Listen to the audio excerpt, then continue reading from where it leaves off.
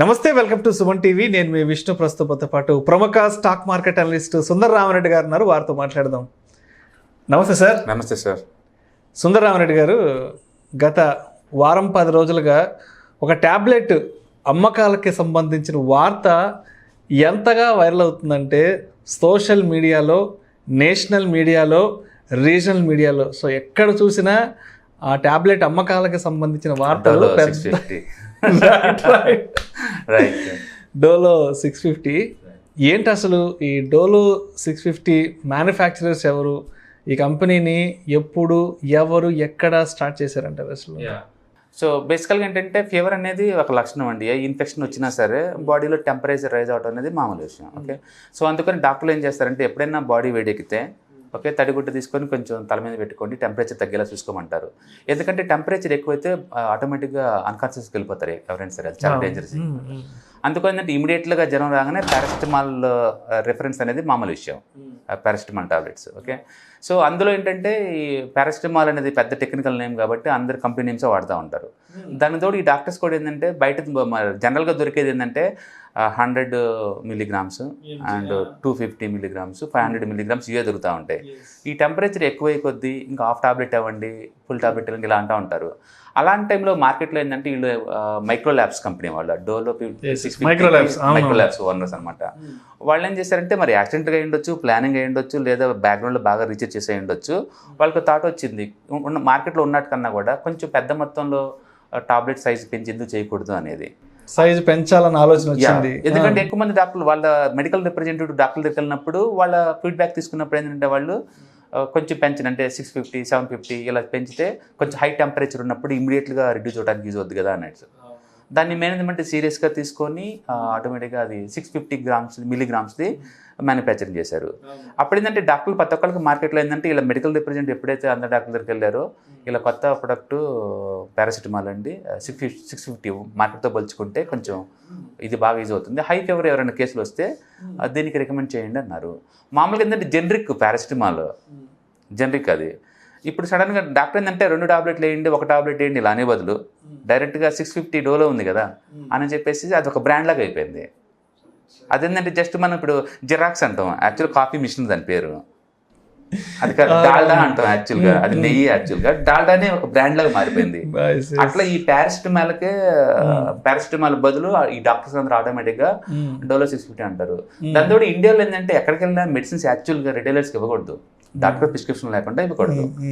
అయితే ఇండియాలో అది అంత సీరియస్గా ఎవరు తీసుకోరు. అందుకని పబ్లిక్ కూడా ఏంటంటే కొంచెం ఫీవర్ ఉండగానే ఆటోమేటిక్ డాక్టర్ లాస్ట్ టైం రాశారు కదా డోలో 650 ఆటోమేటిక్గా సార్ డోలో 650 అనగానే ఇవ్వడం మర్చిపోయారు. అట్లా ఈవెన్ నువ్వు చిన్న చిన్న షాపులకి వెళ్ళినా సరే వాళ్ళు ఫీవర్ కోసం అని చెప్పేసి దీన్ని మెయింటైన్ చేయడం కామన్ అయిపోయింది. అట్లా డోలో 650 అనేది చాలా పాపులర్ మెడిసిన్ అయిపోయింది ఇది ఫీవర్ రిడ్యూస్ చేయడంలో. అయితే ఒకప్పుడు క్రోసిన్, కాల్పాల్ చాలా ఫేమస్ 15-20 years బ్యాక్ అయితే, బట్ వాళ్ళ దగ్గర 650 మైక్రోగ్రామ్స్ టాబ్లెట్స్ లేవు, 500 ఉండేది. ఎప్పుడైతే ఫీవర్ ఎక్కువ ఉందో దాన్ని తగ్గించుకోవడం కోసం ఈ డాక్టర్స్ హై ఫీవర్ని ఇమీడియట్గా తగ్గించడం కోసం ఈ హై కాంపోజిషన్ ఎప్పుడైతే రికమెండ్ చేస్తున్నారో అప్పటి నుంచి ఇది పాపులారిటీ పెరిగిపోతుంది. దాని తోడు ఈ కోవిడ్ టైంలో ఫస్ట్ వచ్చే సింటమ్సే ఫీవర్ కదా, ఆ ఫీవర్ రిడ్యూస్ కోసం మినిమం 5 టాబ్లెట్ వేసుకో 5 daysకి. అంటే మీకు ఏ ఇన్ఫెక్షన్ రండి అది తగ్గించుకుని టాబ్లెట్ ఎంత దారుణంగా వాడారు గత కోవిడ్ కానీ ఇప్పటి వరకు అంటే ఆ లేటెస్ట్ రిపోర్ట్ ప్రకారం 350 crore టాబ్లెట్స్ అండి, 350 కోట్ల టాబ్లెట్లు మింగేశారు అంతే. దాన్ని బట్టి ఊహించింది ఎంత పాపులర్ అయిపోయింది ఆ టాబ్లెట్స్. బట్ మైక్రో ల్యాబ్స్ వాళ్ళు ఒక ఈ టాబ్లెట్సే కాదండి, వాళ్ళు కార్డియాలజీలో ఉన్నారు, న్యూరాలజీలో ఉన్నారు, అండ్ ఆప్థమాలజీలో ఉన్నారు, డయాబెటిక్స్లో ఉన్నారు. చాలా పెద్ద కంపెనీ.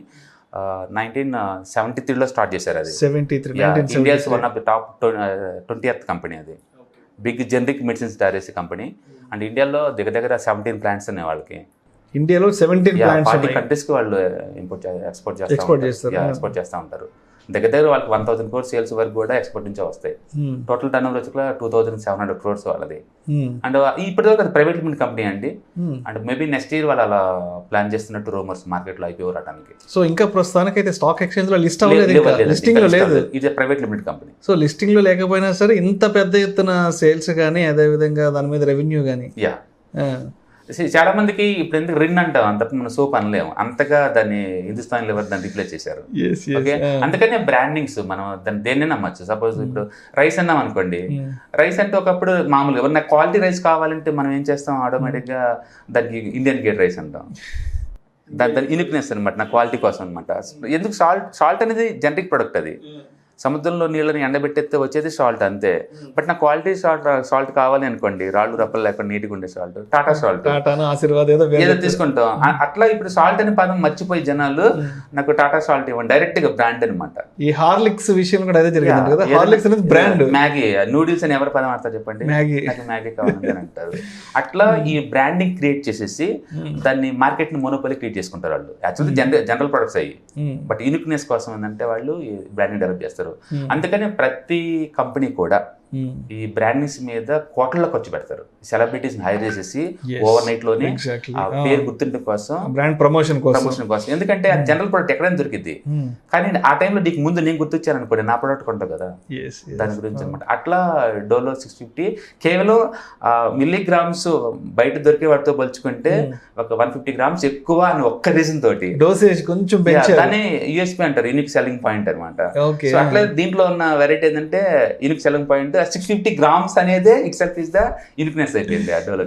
సో నేమ్స్ చిన్నగా ఉంటాం, యూనిక్ గా ఉంటాం, గ్రామ్స్ ఇదే ఉంటాం అన్న వల్ల అదనమాట. అట్లా అది పాపులర్ అయిపోయింది. సో ఎప్పుడైనా ఇన్ఫెక్షన్స్ వస్తే by default fever compulsory. Fever వచ్చినప్పుడు ఏదో టాబ్లెట్ వేసుకోవాలి. హై ఫీవర్ వస్తే మాత్రం ఇమీడియట్ రిడ్యూస్ అవడం కోసం డాక్టర్స్ అందరూ దీన్ని రికమెండ్ చేస్తారు. కాబట్టి ఇది అంత పాపులర్ అయిపోయింది. కోవిడ్ అంటూ వచ్చిన తర్వాత ఏ కోవిడ్ కేసు కామన్ గా ఇదే ఉంది. విటమిన్ డి ఒకటి, డోలో 650 ఒకటి కామన్ గానే రికమెండ్ చేస్తారు డాక్టర్స్. అట్లా ఇది అంత పాపులర్ అయింది ఇండియాలో. ఈ మధ్య కాలంలో మీరు అన్నట్టు ప్రతి న్యూస్ పేపర్లో దీన్ని కవరేజ్ చేస్తూ ఉన్నారు.